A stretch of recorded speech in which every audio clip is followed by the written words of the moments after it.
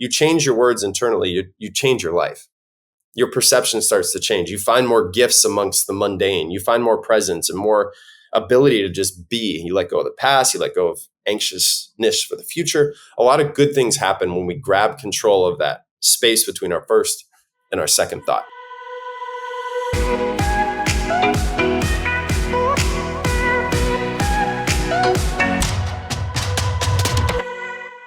All right, Chris, are you ready to get emotionally uncomfortable? I'm so ready, Heather. I'm so ready.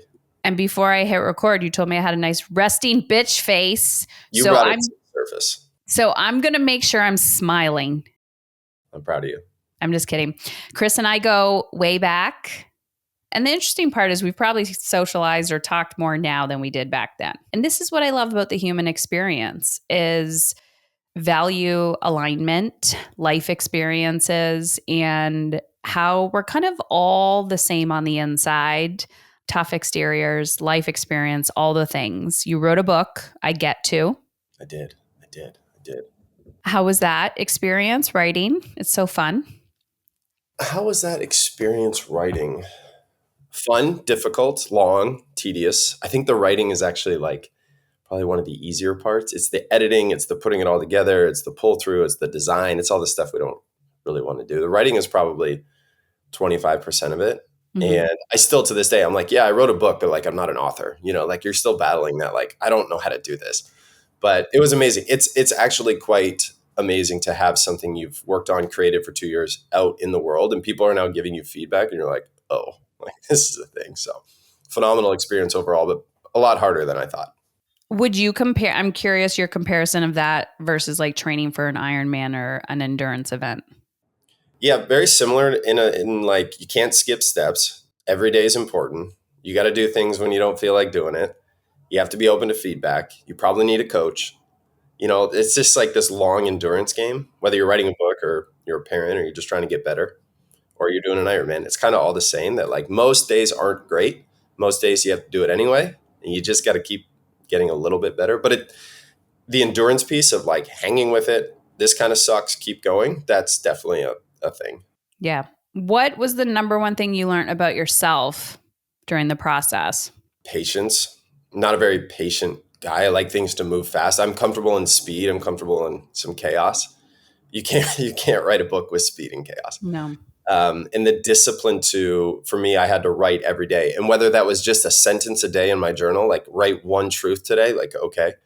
Or you get into flow state for a couple hours, but like the discipline and the patience, really, those two things like are so needed and necessary to write. And I learned that about myself. Like, I also think I taught myself some of that. Well, I'm like leaning towards book number 2, and I can tell all the ways that I'm distracting myself from like going in that cave because I haven't yet made the decision to be committed to the process. And that seems to be, I'm so fast, and I know we're going to dive into all the things, but I am so fascinated, becoming more and more fascinated with decision making as a process where you see people like, I'm going to do this. Oh, wouldn't it be nice if, I'm curious if you've noticed anything about that or your thoughts on decision making in general. Yeah, I think it sounds like for you too, seeing the end goal, like seeing the message very clearly, like what am I going to be using this for? What's the pull through? I think once that's clear, it's a lot easier to start executing. Mm-hmm. I don't know, like the whole adage of like, just, fire, aim, ready, or just jump in before you're ready, whatever cliche you want to use is true up until the point where I think you're like, okay, but what am I doing this for? There has to be a purpose behind it. And that purpose is going to come from like, okay, I see it now. I see the message now. And once you have that, and I think once it is positioned to serve others or like help other people, I don't think you have a choice. You have to dive in at that point. But it sounds like to me, you might be a little bit in that stage of like, what exactly is this? And once that's a little bit more clear, I think it's easy to rip. And that's probably part of the equation of decision making. It's like, where are we going? How do we get there? But what's the point of this? What's the purpose of this? Why are we doing this? Once those are pretty clear, I think it's easy to start executing. I disagree. Cool. I don't disagree. I have a different perspective. And this is also why I wanted to talk to you today, because you've come over a few times during the book writing process. And any man that I've had a conversation with, or a male, that is into personal development, I have almost looked them dead square in the eyes with probably a tear trickling down my face that said, my boys need you. Mm, I need more men mm, that I can put in front of my boys to guide them throughout this life. And there's nothing like raising boys to get you to look at your wounds, and also the yin and the yang of we are all here to serve each other, one another with different purpose. And one of the things that has been very eye opening for me, and Brian has flat out told me this too. When I go, oh, women struggle with this. And he goes, men too, men too. That's Brian's my husband, for those that are wondering. Men too, Heather, men too. And in the back of my mind, I always tell myself a story. No, they don't. They don't show it. mm, And then it's like, but Heather, culturally, they're not allowed to show it. They're not mm. allowed to have emotion. And I think we're in this time right now where men are actually given a microphone for a hot minute of like, oh, we matter too. And I see the trend in culture of like, oh, this group now has a voice. Yeah. This group now has a Yes. voice. So just curious your thoughts when it comes to all of that. I have a lot in there. I'm very passionate about men's health right now. I'm passionate about changing the way that we've typically taken care of ourselves. And I think we're seeing for the first time ever, like the 20 and 30-year-old are starting, I'm talking about males, are starting to raise their hands. And I think this is the first step. They're starting to raise their hands and be like, I don't know, something's a little bit off. Like this isn't really working, right? And I coach a lot of men one-on-one. And what I find most, what I know to be true, is the high achieving, like everything looks good on the outside, typically has something going on internally, but they don't know where to go and they don't know how to bring it to the surface.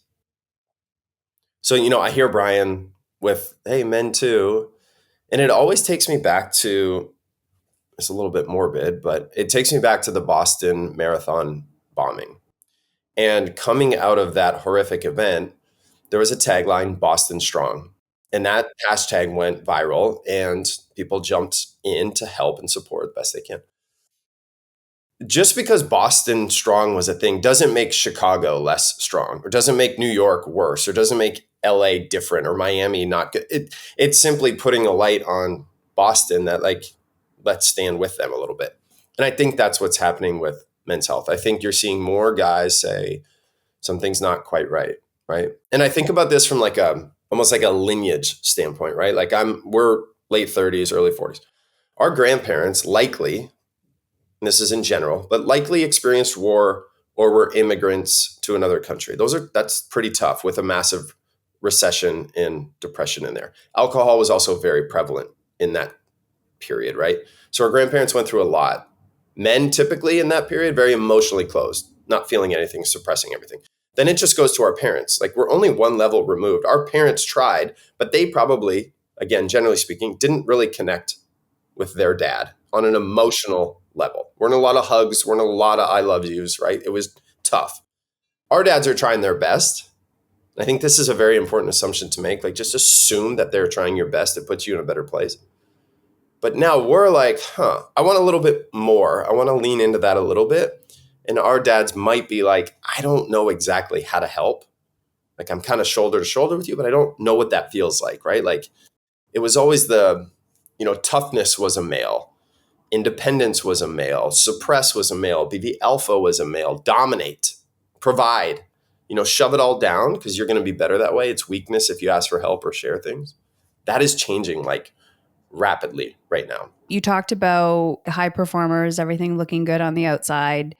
And so, like in my world with women, they talk about the invisible mental load. Mm. And especially in the parenting space. And I am now at the point where, before I was like, yep. I'll buy into that narrative. And I'm like, every human has an invisible mental load. I like that. And based on their role, whether it's a gender role or a career role, they have an invisible mental load. But ironic, women speak up more. It's more marketable. I don't know. They're more visible about it. They can be more heard. I'm like, men have it. They're just like not allowed to fucking talk about what their mental load is. And then when shit hits the fan, we're like, oh, I had no idea. And I was like, no shit. I push you on the allowance piece. I think it's just men don't even know where to start. So it's not like we're being suppressed because we're not allowed to talk about it. I don't know that we have the skills or if we've asked ourselves the questions to even begin on where do I start with this feeling? I think if now it's happening and now you're seeing more, the microphone kind of going that way. But I look at it as like we were never taught to like, what are the values that you stand on? Where are you going? What's it like to be you today? This introspective, like, what are you struggling with? Are you kidding me? When I said that to you and you were like, we don't even have the language for that. I'm like, fuck, that's something it's a story I keep telling myself. They know it. They're just not saying it. And the reality, no, in my house, they're like, I have no fucking clue what you're talking about. Yeah. And I'm like, yeah. There's a dissociation between the feeling and putting it to words because we haven't had that language. I mean, you think traditional therapy, right? You know this. It's more feminine based in terms of like sitting across from someone, looking them in their eyes. That's a very tough thing for men to do, right? Women are just more social in general. There's more book clubs, there's wine clubs, there's just more nights together. They sit in circles really well together. It's a thing. That's what we're Men, supposed to do. if you want to get men talking, get them shoulder to shoulder and get them moving. And if they can be doing something like building or like moving their hands on something, like a bonfire is a great example, but also like going for a walk, right? This is why men typically will open up in bed with their partner shoulder to shoulder at night. Eye contact, like sitting face to face, is not a thing. So traditional therapy is very feminine in that way. Men just like shut down, like, oh, you're looking at me, you're judging. Also, I don't have the language to bring out what I'm feeling. So now I'm on like this hot seat, like get away from me. I'm good. So I've started this in my community here. Like I've started walk and talks with the men that I work with. I don't want to sit. We need to move and we need to talk. And it's going really well. Like you'll see kind of the shoulders drop and you'll feel like this release. So if anybody's curious or interested in that, I would just say get men moving a little bit, get them shoulder to shoulder. Golf carts are a great example, right? This is why I think men love golf trips so much. I mean, there's a million laughs and you get to be outside, but like shoulder to shoulder is just easy. It flows better. Yeah, that's such a good point. I mean, I could go into a whole rant here, but I won't. I'll say it after in the intro of all of it. But oh, damn. It's like, it just goes back to, I know best. And it's like, we're speaking two different languages. Mm-hmm. And so, okay, what is your take? Because I know you were like, oh, I'm getting all these messages. What is your take on the invisible load, men taking on more of that quote unquote load, task management, things like that? The vibe I'm picking up from you is they're not necessarily being quote unquote lazy or dismissive or rude. They just don't even know what you need them to do versus them taking initiative. Like a lot of my clients will say, my partner or my son, I just can't, they're not motivated or they won't do the damn thing, or I always have to remind them and I have to nag and I have to do this. And then I just end up doing it my way. And I've observed it in different ways, but I think the challenge is women do not understand the male brain and how it processes. So just curious your thoughts on that. Like I know you do a lot of corporate speaking, which would be like team management and dynamics and things like that. So it might come out in a career or a work setting instead of a home setting. Yeah, I don't want to say how do women motivate men, but that's essentially what people would ask me. Motivation's tough. Motivation typically coming from the external world is short-lived. It's either fear-based or meant to present an image, right? That's external. Like if you yell at me to do something, I might do it, but I'm not going to be happy doing it. And it's not going to last very long. I'm not going to be motivated tomorrow to do it again. I'll tell you that. Mm-hmm. The external world being, if you give me $100 to, I don't know, do something, then maybe for a couple of days I'll do it, but not that long. Motivation has to come from internal. If it wants to last, if we want this thing to last, if we want to endure, the two biggest forces of motivation are progress and something what we call pro-social, so serving a greater purpose than us. Okay, so this takes me into, I do a lot of speaking to companies, I do a lot of workshops facilitating dynamic, and even in coaching men one-on-one, question always becomes like, how do I stay motivated? Well, I think about the accountant at work for 50, 40, 50 hours a week, flat as can be, does not like his or her job. It's kind of boring. It's task management. Then you see them on the soccer field coaching their 8-year-old for 2 hours on a Saturday. And they're the most motivated, animated, craziest, best coach you've ever seen. They don't sit down at all. And you're like, who is that person? Well, it's because they're feeding like a bigger purpose. They're feeding this pro-social thing. So there's probably something in there to your question around like motivation. Mm-hmm. Men men want to feel respected, women want to feel admired. Part of the respect is like bringing us into the equation versus telling me what to do. And I mean that from like, hey, if we do this together, this might be the result. Or moving us, holding hands together, attacking something metaphorically might put us in a better place to do that versus like the teacher in second grade being like, sit down, do the work, get the A and move on. It's kind of that like resistance piece. So I think doing something together, making it pro-social for a purpose bigger than you will help maybe ignite that flame a little bit. Okay. Can you give me some examples? I really liked when you said men want to be respected, women want to be admired. So can you give me some examples of how to respect a man? It's creating space for listening, right? Like again, this is really about men, let's just say opening up or trying to find a space. We have to feel comfortable in doing that. We have to feel safe in doing that. So creating that space is important. I mean, it's important to know too. I think women in relationships right now, their number one thing is emotional safety. I want to feel okay bringing this to you. I want to feel Yeah. okay being in a good mood, bad mood, bubbly. I can slip into my feminine when I feel really safe. Well, in order for us men to provide that, we have to do some work. We have to do some healing. We have to take a look at like who we are internally. I think we could use your help in that. Mm, I think we could really be like, what's been working for you for the past couple decades? How can you help me in that versus like judge me that I don't yeah. have the language yet or I don't have the skill set yet, right? And so there's that piece of like, can you help me?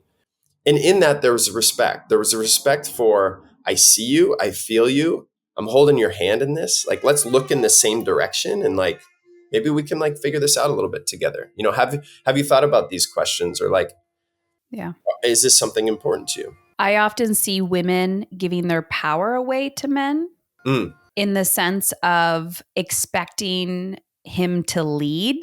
yeah. And based on this conversation, it's like they don't have to go first. But what I often see is when she's leading emotionally Yeah. and not dictating, right? And I'm like, you need to become, he will follow. He will follow. And it takes 18 months. I could do a study Mhm. on this. So I'm like, you follow. He's going to be triggered at the beginning because you're disrupting his safety Sure. because he's thinking, oh shit, she's changing. There's something I'm doing. I'm not providing, da da da, because he wants to serve and Yes. protect you. Yes. But as long as you're like, I'm good. I just need to like feel better. Like I'm good. Like you're not going to lose me. They have fear of rejection, fear of abandonment as well. So you lead, but when you lead, you're beginning to own your power. You're beginning to own how you want to feel. And don't tell him what to do just because you learn how to meditate and journal. He does not need to do that. But as your energy changes and you are becoming safer and you're quote unquote feminine, he will naturally change. I mean, like I've seen that in my life and I see it every time. Like, stop fucking trying to control him. Come back to you. Well, he does this. He won't accept. Yeah. Okay, then get a fucking job, get a credit card. Stop projecting and becoming the persecutor. Own it, own it, own it. And then there's congruence. Yeah. I'm curious, the 18 months, I love that. Gets you to where? What is that change that you're measuring or seeing? So if someone comes in and, they're like, I'm so resentful in my relationship Okay. and with a male partner, I'm like, great. Do this work, like lead. Use your partner as the trigger, as the contrast, as a boundary maker, as a not this, not this, not this. Who cares what the future brings, whether you stay together, whether you don't? The Mm, point is, you have to become stronger. Mm. And you're going to be in a relationship with this person, whether you like it or not, for the rest of your life, especially if they have children together. So you become her, you become who you want to become. Yeah. As she's becoming, and she's not projecting constantly, like she's got to do her own work and heal and be like, you do this, you do this. Sure, great. But what can you control? Something happens energetically. And sure, the first 3 months, she's going to feel great. She's like, oh, I'm gaining momentum. He's not really noticing much. 6 months, he's still questioning her. He's like, what the fuck? Like, are you going to give up on this shit? Like, you're changing, da da da. Around 12 months, he kind of like stops questioning her. He's like, this is who she is now. Mm. And then I think he feels safer in her new identity. And there's like a resettlement. And then he starts changing and evolving. And I've just seen it's like, I'm like 18 months. You want to, I've seen clients. I'm like, if you stop controlling him and you do you, and then they're like, partners are changing their careers. They are taking better care of themselves, like, or not. And, they drift off, and that's okay. But you are not trying to rescue somebody who is like, Oh yeah. stop fucking bugging me. I love that, because it's like if we're trying to help and serve and pull somebody up, but it feels like we're just, hey, you're kind of this victim that I want to change. Oh my God, men are going to shut down so fast, right? It becomes like a collaboration versus competition. So explain that to me. If men are going to shut down so fast. Yeah, the idea that we're not good enough. So the trigger would be, for some men, would be, oh, you want me to do this because like what I'm giving you and providing you isn't good enough, right? It's the providership DNA that we're like, I'm doing everything I can for you, and you're telling me I need to kind of look inside or like solve some of this or look at some core wounds. Like, why? The immediate is like, why? Because it's not good enough, right? It's that trigger of like, I provided a life type thing. That's the DNA in us. So the collaboration piece feels a lot softer, a lot different. And time is very appropriate. This is going to happen at the Tuesday night at 8:00. We're not going to have an hour session and feel so much better and be on our way. I know. But the collaboration piece, the bit of a softness to it, again, creating that space where it's okay to like look in, I think is vital. But it's just when it feels like we aren't good enough or doing the right thing, it just feels like almost like an attack. Mm-hmm. Again, this goes back. There's 5 severe core wounds. This is one of the 5 most of us have at least one. And so it's just, where is this coming from, right? Here's the thing that I would love to help men with the most is somebody doesn't trigger you. The external world actually doesn't trigger you. And I know that to be true because if 2 of us are walking and an event happens, one of us is triggered and one of us might not be. It's internal. Right? So the question is, why? Mm-hmm. That's the layer of like, can we go one step? Why is this thing, this person, this event, this stimulus creating this reaction? There's a space in there. And that space comes from just hitting pause, maybe taking a breath. We don't need to meditate or do a journal session, but we need a second on like, okay, before I respond, what is that? Right? And it's typically, it's typically the 5 to 10-year-old us being like, hi, I was alone. I was abandoned. I never felt good enough. I was hurt. There's trauma there. And all of it is, I think we're just a bunch of kids in adult suits, right? And so that is so important to me, to find that space. I think women can help us with that. And it sounds something I'm loving this. Women can help us with that. How can I help you? 100%. Just give me, creating a framework to even be like, hey, maybe I've noticed this, or like, I don't know that like future you is super happy with that. Can we just take a second? Maybe just take a second, take a quick walk, come back. Don't force an answer, but something where it's safe. Take a walk, take a breath. Let's just talk about how you're feeling. I really want to know what's going on inside, because I don't think it's the dishes. I don't think it's actually the fact that the garage door won't close right now. I think it's like something in there. Can we just sit for a second and chat on that when you're ready? Like, oh, okay. And you know what I heard when you just said that was like, there was no control. Yeah. It was a more feminine energy. There was a softness. There was an opening to it.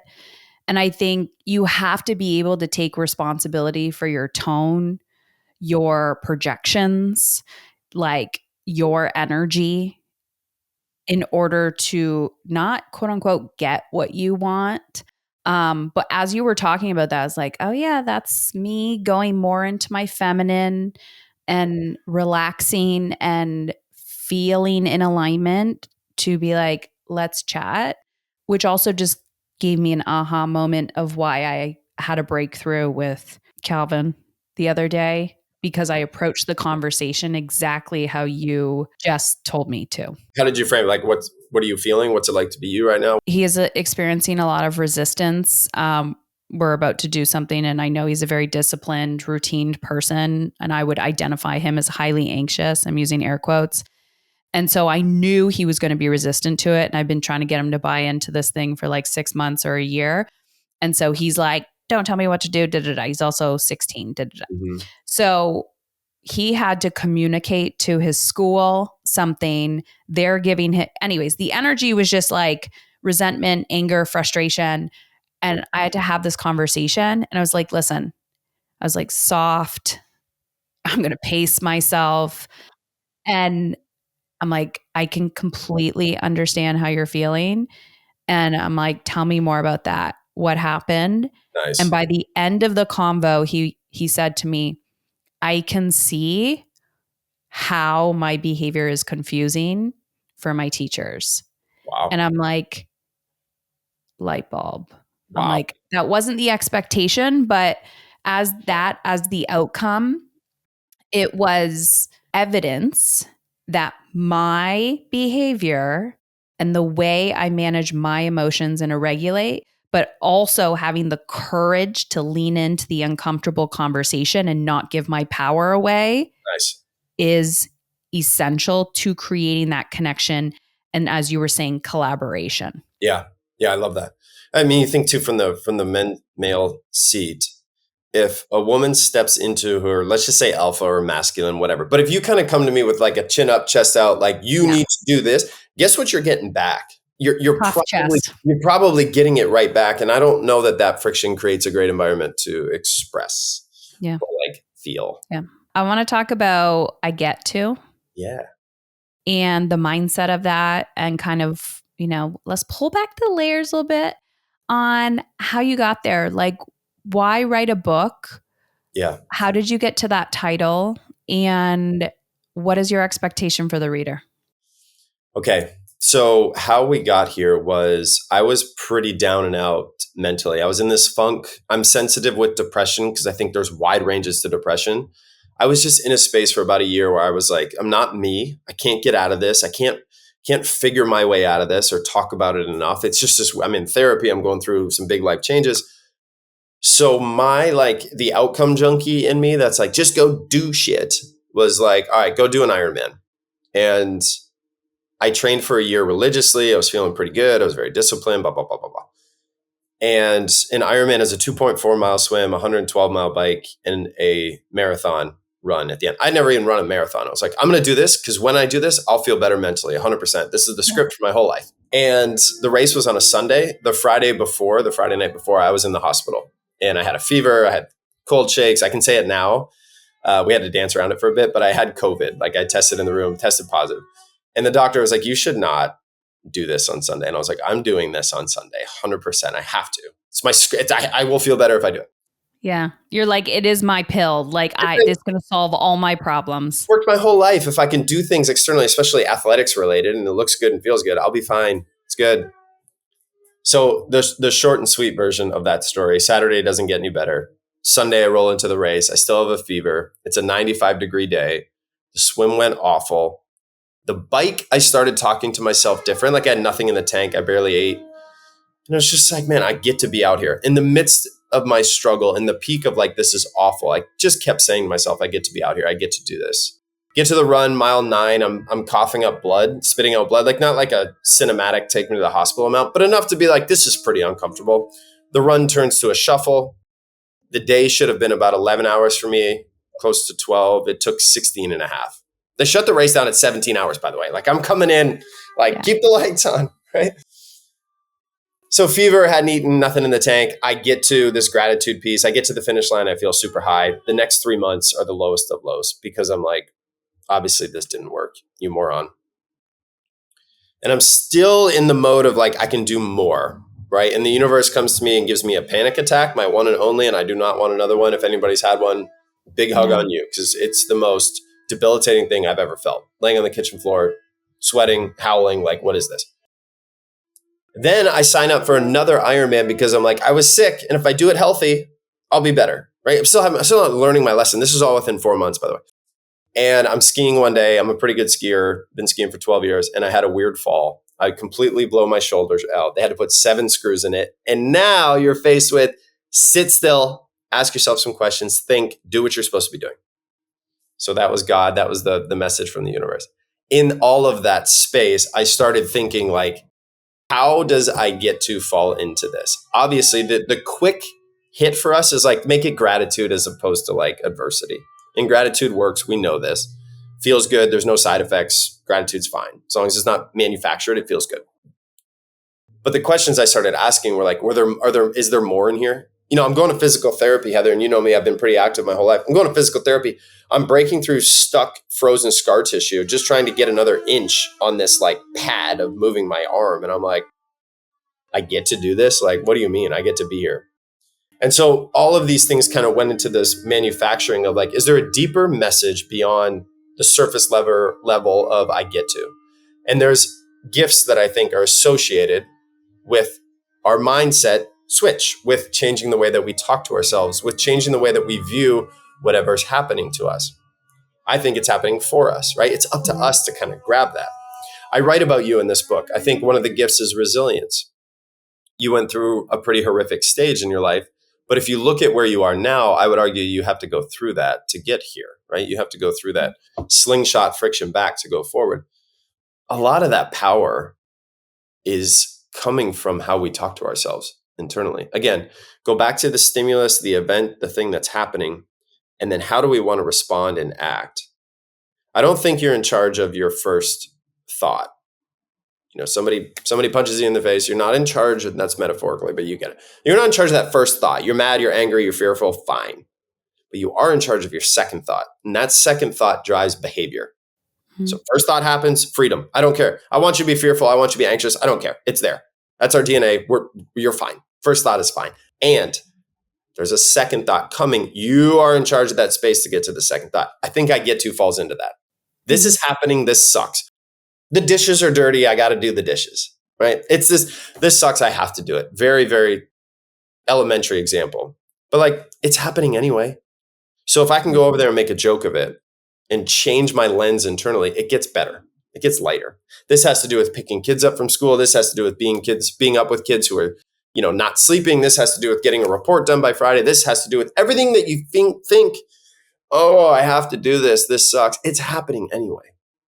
So the big thing I want the readers to take away is if we can get back into agency, self-leadership, accountability for ourselves and our thoughts, you change your words internally, you change your life.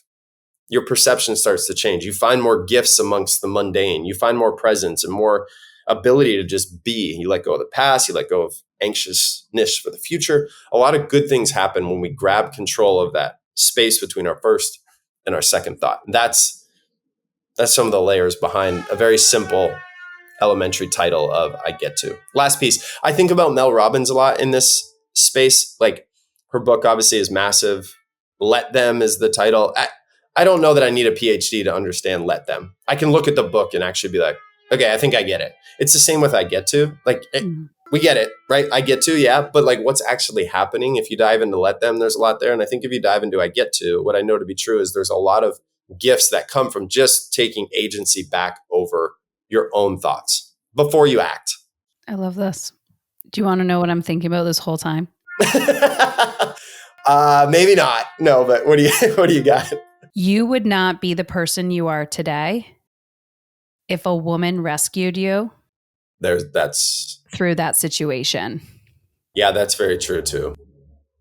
And what I mean by that is, let's say you were in a relationship or you had an overbearing, controlling mother or female figure in your life. Yeah. That was like, you are not running your race on Sunday. That's right. If you do this, there's no fucking way, Christopher, that you are going to be able to do this. yada, yada. And you're just like, fuck, fine, I won't. You're probably right. And then after that, you're not doing another fucking Ironman. You're not even covered for the first one, blah, blah, blah, blah, blah, blah, shoulder thing. You wouldn't have even had the mental capacity to have the silence and patience to go to the dark side, Yep. have your dark night of the soul. So I actually got really emotional, and I'm doing it again while you were talking, because you and I have many talks about Logan, and I've talked about him many times on this podcast. One of the most emotionally uncomfortable things as a mother is watching your children struggle. And you are giving me fucking life right now, because he has said to me, but also watching your children fall, fall, fall, fall, fall, and holding that space to be like, it is not your fucking spiritual journey, Heather, to manage or control or save or rescue. And if you do not let this young man feel the full range of his fucking emotion and the natural consequence of his action, if you don't let him figure that out as a teenager, he's going to be living in your basement doing drugs for the rest of his fucking life. And get over it. And for the work, the reason why I'm like, ladies, listen to me. The work is being able to look in the mirror and to hold your own shit, so that when a man that is not allowed to express or feel anything starts to express anything, let him feel his fucking feelings and go through his experience. Please, this is a new language. We're learning Portuguese on a Monday. Like, it's new. If it starts to happen, let it be clunky, let it be gross, let it be weird, let it be like confusing. Like, I've known you 21 years. I don't think let it happen. Let it flow. Because we're falling in that. We're trying to get up. And I love what you said, Heather, about like, leave us to fall and get up, but knowing that you're in our corner kind of thing. Yes. Like, I'm not abandoning you on this fall. I'm here, but I need you to go through this. I need you to do an Ironman with a fever, to go to PT for 15 months, to sit down and be like, oh, now I get to look at my soul a little bit. Now I get to understand some things. You're spot on, and I've never thought of that. But if somebody, especially female mom, or, I have some very strong women in my life, if they stepped in and were like, you're not doing this, and I listened, the friction internally, also the unknown of like, I wouldn't know who I truly am, would never happen. So if you want masculine or the male to figure it out, they have to fall. They have to go through that. I would just ask, like, don't help us up, but just be around, like, I might need you at some point, but let us fall and get up. You're healing me on levels you don't even understand right now. I think we're helping each other. Always. I have had to learn not only to like step back, hold the boundaries, do my own work, but I had a moment with Logan where he just kept he kept falling. I was like, for fuck's sakes, when are you going to learn this fucking, and in my head. Yep. And he said, if you want me to come to you and tell you the truth, you can't shame me when I do. And as soon as he said that, I was like, oh God. Yeah. I said, okay, I will try. I said, but you have to make a promise to me that, number one, you'll tell me the truth. Yep. And number two, if I do shame you, call me out right away. It's really important to know. Again, I think that there's a limited tank for men on like the feeling good enough thing. And I actually think it goes down. We try to protect ourselves against that a lot by doing things externally. And women have that too. And we just do it differently. Yeah. Ours is more like internally or nurturing based, or yes. It's a rather than external is a start, right? Like giving you this life, and you're like providing for you, and look at this household, right? That's kind of the traditional shit that we've been. It's not that way anymore. It's changing. I want to ask you one more question, and I know we got to wrap up. Anger. Yeah. A lot of women are afraid, whether it's within their children, their teens that are now bigger and stronger than them, or male adults. They're like, if I don't tiptoe or walk on eggshells, if I let him fall and experience, or if I become, and that's triggering to him, I get scared because his first reaction is anger, and and then I feel very unsafe. And what if he hurts me? And I'm just curious, like the conversations you've had with men, because sure, yes, there is a moment of time where like you may be in physical danger, but yeah, just curious. There's a lot in there. I mean, physical danger is a space that, let's just say, professional help needs to, or you need to fully remove yourself. That's step one. Like this isn't a reframe game. This isn't a something you're doing wrong because you're feeling physically, at risk. That's a different level. Mm-hmm. Please remove yourself, seek professional help. That's there. When I work with men on triggers in anger, it's really what we get to is an insecurity or a fear of inadequacy or something from our core, right? The hard part about this equation when you are with somebody in a relationship specifically is our wounds will typically hurt the ones closest to us. We're going to hurt our children emotionally or our loved one the most because Mm-hmm. proximity and because of interaction, all of that, right? Like our wounds have a ripple effect. The first level is those that are around us often. So the question I ask men when we're walking and talking about fear or anxiousness is, how do you want the person closest to you that you love the most? How do you want them to feel as you are experiencing this emotion? I live by the ocean and I always use the waves. We stop, we will take in a space, we'll take in the waves coming in and going out. This is emotion. Emotion doesn't last forever. Actually, they don't last that long. But if a wave crashes and it's violent and it's chaotic, can we find enough space to let that go back out to sea? That's the metaphor. It's like, can we just find a breath? I do think meditation is important. I do think journaling is important. When you meditate, you get control back.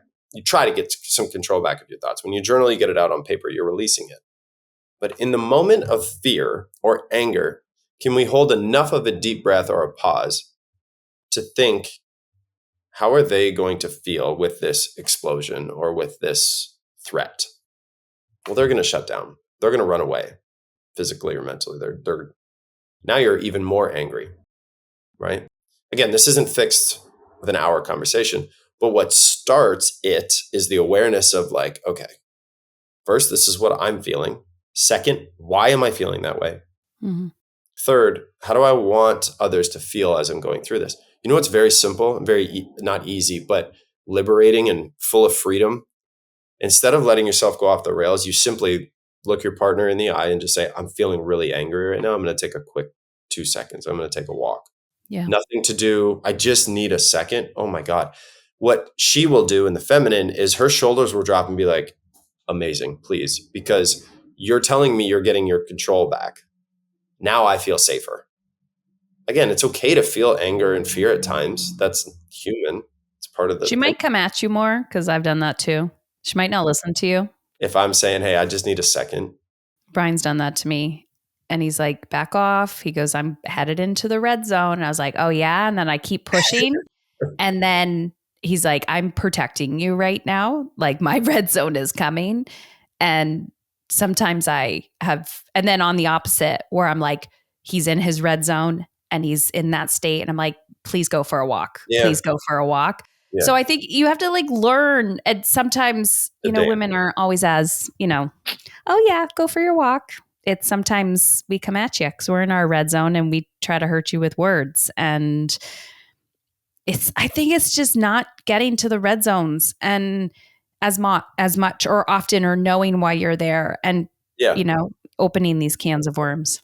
Know why you're there. But it's also like the power in him saying, this is rare, Heather. The power of him saying, hey, I'm entering into my red zone. What is he doing? He's actually feeling what he's feeling and communicating. This is getting a little slippery here, right?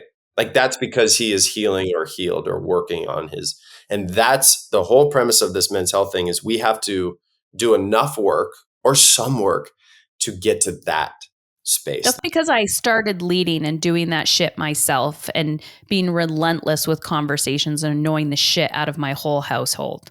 Yeah. But if I just read the book and tell everybody else to do it and I don't embody it and walk the path and lead, that's the disconnect. Nobody's going to listen to a coach, a leader, a workshop facilitator, anything. I'm not taking advice if you haven't done it. I'm sorry. You can read every book in the world, but if I don't think that you've gone through it, I'm out. Like, I'm good. I'll shut that down. I Mhm. don't need you. I need somebody who maybe has read less books, but has gone through it. And you're Yeah. such a powerhouse in terms of like how you lead, self-leadership, owning your time, owning your energy, running a household, that when you do create space for that feminine to kind of slip into that feminine, I'm sure that the masculine one, it just erupts with joy, right? There's that dance. That's what I've observed. Actually allowing men to support me more Nice. and not feeling like I'm failing because I'm asking or receiving help, which is actually how nature was designed. Yeah. One of the most important things I think we can do as human beings, not men or female, as human beings, is ask for help. Yeah. We love to help. Like, I'd be on a plane to help you tomorrow, but I would never want to ask you to come help me. We need to start changing that a little bit. There's so much power in collaboration. There's so much power in just people helping and stepping in. We'd love to do it. Don't be afraid to ask for it. I would encourage us all to think about, where do you need a little bit of help, and delegate or ask for it. I think that that's a start to change in this whole thing. Love it. I really enjoyed this conversation. Me too. And we could talk forever and ever. Yeah, it's the one that could definitely go on for days. Where can people get your book, more of you, and send you all the private messages around how to get to Yeah. how to get their partners to do something and be like, go re-listen to this episode? The book lives on Amazon, and it's big, it's bright. It's not that big, actually. It's bright yellow. And so it stands out. If you put in I get to, it should be towards the top there. So that's the easiest one. If you are in a place where you would like 10 or more copies, you can come direct to me, because I'm able to get a much better price direct from the printer. Do that to my email is best, hello@chriscullen.com. You can certainly follow me on Instagram, and I'm pretty active on any sort of messages there. But Chris Cullen _C3 is my Instagram. So between email and Instagram, any way you want to reach out, I will, I'm on that, and I'll definitely get back to you. And the book lives on Amazon. Love it. I so appreciate you. Thank you. Thank you. Thank you. Thank you. This was great.